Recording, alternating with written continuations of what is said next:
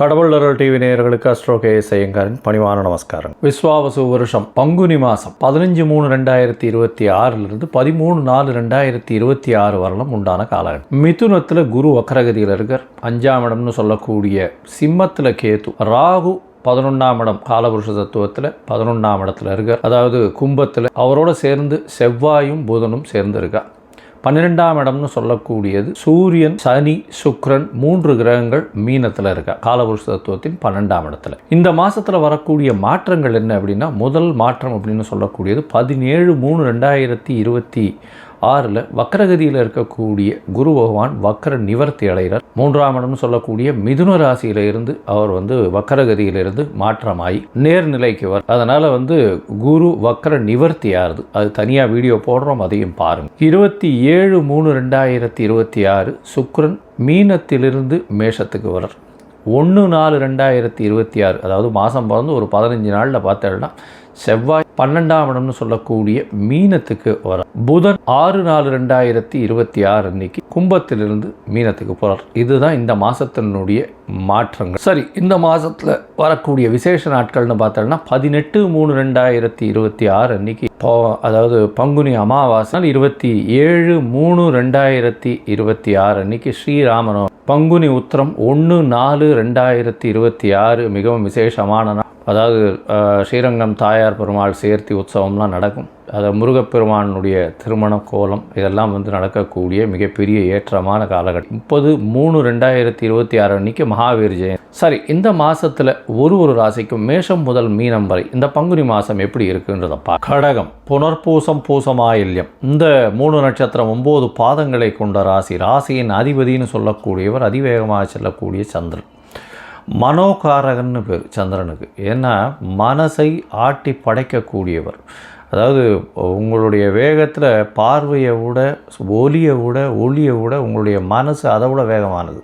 அதனால தான் சந்திரனுக்கு அந்த மனோகாரகன்னு சொல்லியிருக்கா. அதனால் சந்திரன் கெட்டுப்போனால் மனசில் கிளேசங்கள் ரொம்ப அதிகமாக இருக்கும், பயம் அதிகமாக இருக்கும், டிப்ரெஷன் அதிகமாக இருக்கும். இந்த மாதிரியான விஷயங்கள்லாம் வெளிப்படையாக தெரியும். அதுவும் சந்திர தசை வரும்போது நீச்சமாக இருக்கக்கூடிய சந்திரனாக இருந்து சனியோட தொடர்போ இல்லை சுபர்கள் பார்வை இல்லாமல் இருந்தோ ராகு கேதுவோட கிரகணத்தில் இருந்ததாலும் பிரச்சனைகள் கொஞ்சம் அதிகமாக இருக்கக்கூடிய வாய்ப்பு. பொதுவாகவே பார்த்திங்கன்னா இந்த அமாவாசை பௌர்ணமின்னு வரும்பொழுது பார்த்தோன்னா கடலினுடைய சீற்றம் அதிகமாக இருக்கும், மாற்றங்கள் நிறைய அதிகமாக இருக்கக்கூடிய வாய்ப்புகள். அதனால தான் சந்திரனை மனோகாரகன்னு சொல்கிறோம். எல்லா விதமான மாற்றங்களையும் ஏற்படுத்தி கொடுப்பார். சரி, இந்த மாதம் அதாவது விஸ்வாவசு வருஷம் பங்குனி மாதம் என்ன பலன்கள் இருக்குது இந்த கடகராசிக்கு அப்படின்னு பார்க்கலாம்.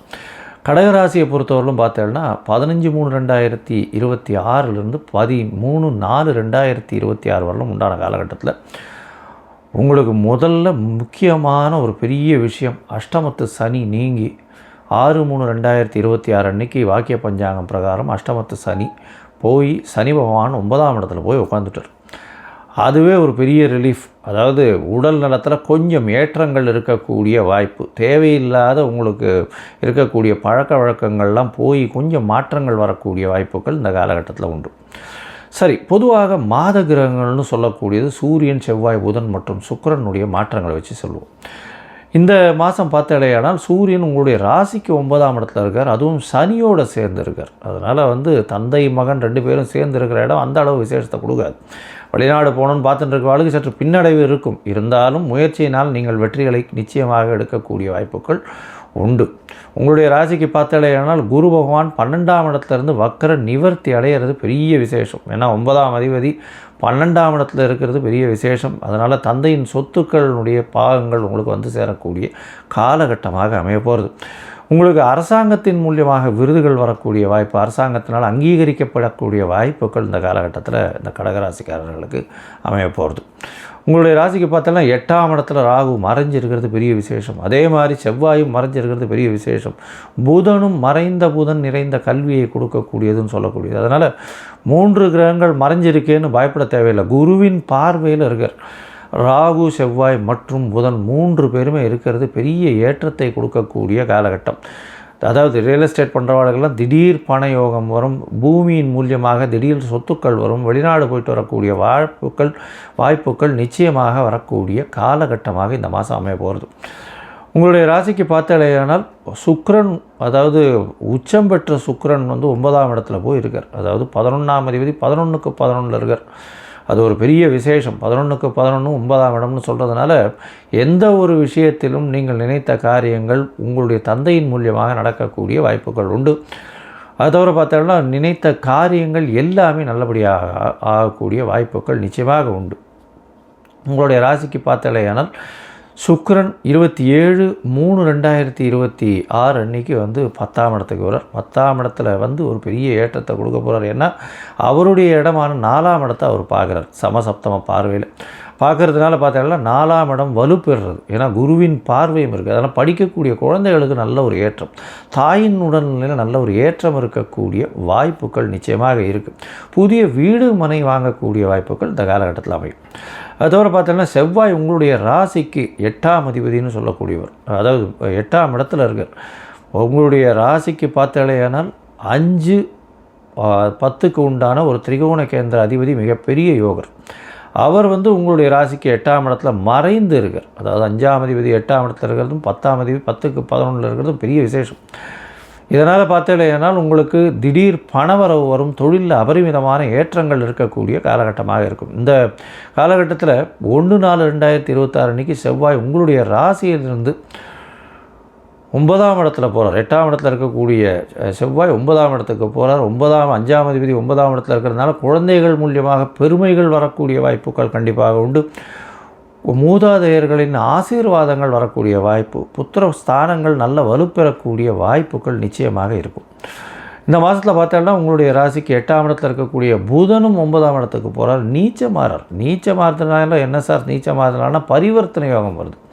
12ஆம் அதிபதியும் 9ஆம் அதிபதியும் பரிவர்த்தனை யோகம் பெறுறது பெரிய விசேஷம். இதன் மூலியமாக தந்தையின் சொத்துக்கள் வரும், தந்தையின் வியாபாரங்கள் பண்ணுறவாளுக்கு பெரிய ஏற்றம் கிடைக்கக்கூடிய காலகட்டம். இந்த மாதம் முயற்சிகள் எல்லாமே வெற்றியடையக்கூடிய காலகட்டமாக இருக்கும். இந்த முயற்சிகளில் பார்த்தாலேயானால் இந்த என்ன சொல்கிறது, சில நாட்கள் தள்ளி வைக்கிறது நல்லது. அந்த சில நாட்கள் அப்படின்னு சொல்லக்கூடியது அப்படின்னு பார்த்தாலேயானால் 17/3/2026, 18/3/2026 இந்த 2 நாட்களும், 13/4/2026 இந்த ஒரு நாளும் சந்திராஷ்டம நாட்கள். இந்த நாட்களில் முடிஞ்சவர்களும் வெளியூர் வெளிமாநிலம் போகிறத தவிர்க்கணும். ஏதாவது யாருக்கும் ஜாமீன் கையெழுத்து போடுறது அந்த மாதிரியான விஷயங்களில் தலையிடாதீங்க.